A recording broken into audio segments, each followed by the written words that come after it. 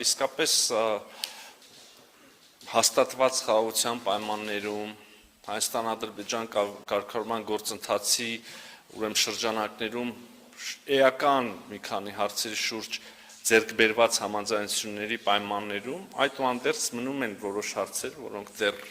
լուծման կարիք են զգում եւ հավելյալ ջանքերի կարիք են զգում, լուծված չեն ըստ էության այս պահի դրությամբ եւ հենց դրանցից մեկը կամ առաջինը Բաքվում պահվող պատանդարված անձանց գերիների ազատ արձակման հարցն է։ Մենք ամենօրյա մեր աշխատանքն ենք իրականացնում այս ուղղությամբ, ոչ միշտ տեսանելի, ոչ միշտ արդյունավետ, հակառակ դեպքում հարցը վաղուց լուծված եւ դուրս եկած կլներ օրակարգից, բայց մենք իրականացնում ենք այդ աշխատանքը։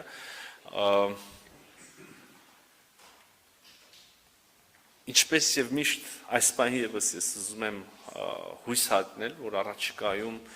մենք այս առումով լավ նորություններ կունենանք, համենայն դեպս մենք չենք դադարում մեր ջանքերը եւ բառացիորեն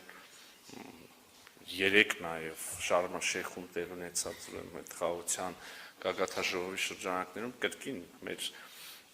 ադրբեջանցի գործընկերների հետ քննարկել ենք այս հարցը։ Այնպես որ հուսանք, որ մեր ջանքերը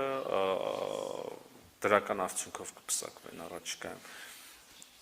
Երրորդ երկրների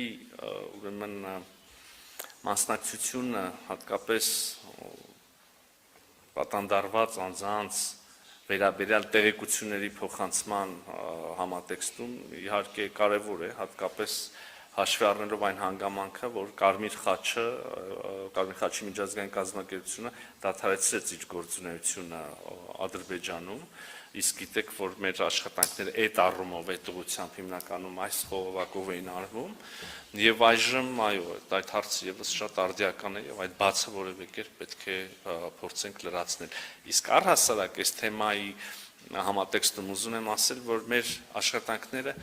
չեն բացառում անշուշտ եւ հարցը մշտապես արկա է երրորդ երկրների հետ մեր շփումների ընթացքում, բայց առաջնային խողովակը դրանք Հայաստան-Ադրբեջան ուղիղ շփումներն են այնուամենայնիվ։ Կարծում եմ սա էլ կարևոր հանգամանք է։